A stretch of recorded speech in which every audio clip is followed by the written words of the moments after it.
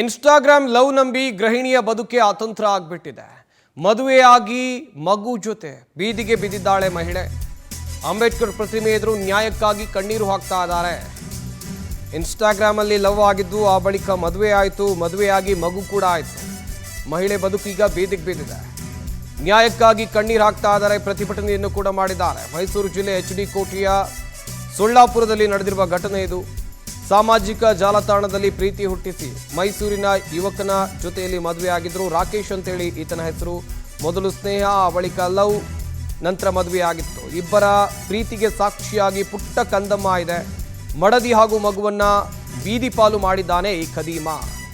ಆಶ್ರಯ ಕಲ್ಪಿಸಿ ಅಂತ ಮಗು ಜೊತೆ ಠಾಣೆ ಮೆಟ್ಟಿಲೇರಿದ್ದಾಳೆ ಮಹಿಳೆ. ಈಕೆ ಗದಗ ಮೂಲದ ಯುವತಿ. ಈಕೆಗಾಗಿರುವಂಥ ಮೋಸ.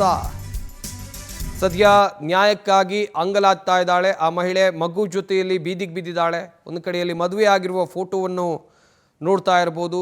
ಗದಗ ಮೂಲದ ಮಹಿಳೆ ಮೈಸೂರಿನ HD ಕೋಟೆ ತಾಲೂಕಿನ ಸೊಳ್ಳಾಪುರದ ಯುವಕನ ಜೊತೆಯಲ್ಲಿ ಪ್ರೀತಿಗೆ ಬಿದ್ದಿದ್ಲು. ಅದು ಕೂಡ ಇನ್ಸ್ಟಾಗ್ರಾಮ್ನಲ್ಲಿ ಇಬ್ಬರಿಗೂ ಪರಿಚಯ ಆಗಿತ್ತು.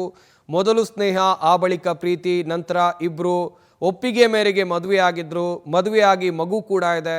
ಸದ್ಯ ಆಕೆಯ ಒಂದು ಮಗುವನ್ನು ನೋಡ್ತಾ ಇದ್ದೀರಾ. ಆ ಇಬ್ಬರು ದಂಪತಿಯ ಮಗು ಅದು. ಬಳಿಕ ಈಕೆಯನ್ನು ಬೀದಿ ಪಾಲು ಮಾಡಿದ್ದಾನೆ ಈ ರಾಕೇಶ್ ಎನ್ನುವ ಮಾಹಿತಿ ಇದೆ. ಸದ್ಯ ನ್ಯಾಯಕ್ಕಾಗಿ ಮಹಿಳೆ ಅಂಗಲಾಗ್ತಾ ಇದ್ದಾರೆ. ಪೊಲೀಸ್ ಠಾಣೆ ಮೆಟ್ಟಿಲೇರಿದ್ದಾರೆ. ಮಡದಿ ಹಾಗೂ ಮಗುವನ್ನ ಬೀದಿ ಪಾಲು ಮಾಡಿದ್ದಾನೆ ಈ ಖದೀಮ.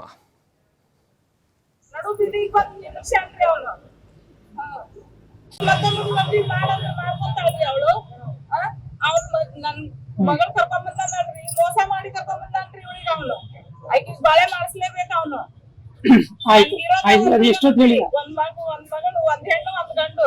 ನನ್ ಮಗಳು ಬಾಳೆ ನಡು ಬಿದ್ದಿಗೆ ಬಂದ್ ನಿಲ್ಸ್ಯಾನ್ರಿ ಅವನು. ಮಾಡ್ಕೊಂತಾಳ್ರಿ ಅವಳು. ಅವ್ನ ನನ್ ಮಗಳು ಕರ್ಕೊಂಡ್ ಬಂದ್ರಿ, ಮೋಸ ಮಾಡಿ ಕರ್ಕೊಂಡ್ ಬಂದ್ರಿ. ಇವಳಿಗೆ ಅವನು ಆಯ್ಕೆ ಬಾಳೆ ಮಾಡಿಸ್ಲೇಬೇಕು. ಅವನು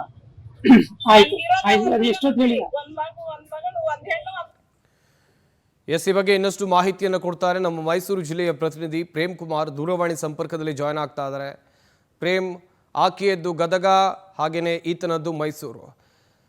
ಈ ಮಹಿಳೆಯನ್ನ ಈತ ಬೀದಿ ಪಾಲ್ ಮಾಡೋ ಕಾರಣ ಏನು? ಮದುವೆಯಾಗಿ ಕೈ ಕೊಟ್ಟಿದ್ದು ಯಾವ ಕಾರಣಕ್ಕೆ? ಸಂಪತ್ತು ಏನು ಇತ್ತೀಚಿನ ದಿನಗಳಲ್ಲಿ ಸಾಮಾಜಿಕ ಜಾಲತಾಣ ನಂಬಿ ಲವ್ ನಲ್ಲಿ ಬಿದ್ದು ಮದುವೆಯಾಗಿ ನಂತರ ಹೆಣ್ಮಕ್ಕಳು ತಮ್ಮ ಬಾಳನ್ನ ಹಾಳು ಮಾಡ್ಕೊಳ್ತಾ ಇರುವಂತಹ ಘಟನೆಗಳು ಹೆಚ್ಚಾಗಿರುವಂತದ್ದು. ಇದಕ್ಕೆ ಸಾಕ್ಷಿಯಾಗಿ ಗದಗ ಮೂಲದ ಯುವತಿ ಏನಿದ್ದಾಳೆ, HD ಕೋಟೆ ಮೂಲದ ರಾಕೇಶ್ ಎಂಬುವರನ್ನ ಪ್ರೀತಿಸಿ, ಅಂದ್ರೆ ಇನ್ಸ್ಟಾಗ್ರಾಮ್ ನಲ್ಲಿ ಪ್ರೀತಿಸಿ ಮದುವೆಯಾಗಿರ್ತಾಳೆ. ಮದುವೆಯಾಗಿ ಕಳೆದ ಕೆಲವು ದಿನಗಳಿಂದನೂ ಕೂಡ ಆಕೆಯಿಂದ ದೂರ ಇರ್ತಾನೆ. ಅಂದ್ರೆ ಮಗು ಆಗಿರುತ್ತೆ. ಮಗು ಆದ ಮೇಲೆ ಆಕೆಯ ಮೇಲೆ ಪ್ರೀತಿ ಕಡಿಮೆ ಆಗುತ್ತೆ. ಪ್ರೀತಿ ಕಡಿಮೆ ಆದ್ಮೇಲೆ ಆಕೆ ಬೇಡ ಅಂತ ಹೇಳಿ ದೂರ ತಳ್ಳಿರ್ತಾನೆ. ಆದ್ರೆ ಕೆಲವು ದಿನಗಳಿಂದಲೂ ಕೂಡ ವರದಕ್ಷಿಣೆ ತರುವಂತೆ ಬೇಡಿಕೆ ಇಟ್ಟಿರ್ತಾನೆ.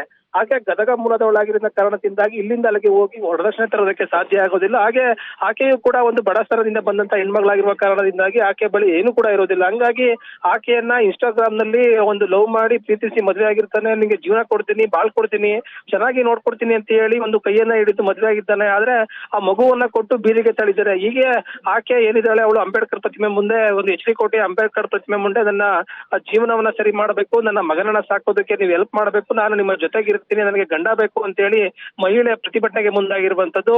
ಅದಲ್ಲದೆ ಗದಗ ಮೂಲದಿಂದ ಯುವತಿ ಸಿಂಧೂರ ಏನಿದೆ, ಅವಳು ಅಲ್ಲಿಂದ ತಾಯಿ ಕೂಡ ಬಂದು ತನ್ನ ಮಗಳನ್ನ ಚೆನ್ನಾಗಿ ನೋಡ್ಕೋಬೇಕು, ತನ್ನ ಗಂಡನ ಬಳಿ ತನ್ನ ಮಗಳನ್ನ ಸೇರಿಸ್ಬೇಕು. ಆ ಮಗುವಿಗೆ ಯಾರು ಕೂಡ ಇಲ್ಲ. ಹಂಗಾಗಿ ಆಕೆಯನ್ನ ನೀವು ಸಾಕ್ಬೇಕು, ತನ್ನ ಪತಿಯ ಜೊತೆ ಸೇರಿಸ್ಕೊಳ್ಬೇಕು ಅಂತ ಹೇಳಿ ಪ್ರತಿಭಟನೆಗೆ ಮುಂದಾಗಿರುವಂತದ್ದು. ಈಗ ಪ್ರಕರಣ ಪೊಲೀಸ್ ಮೆಟ್ಟಿಲೇರಿರುವಂತದ್ದು.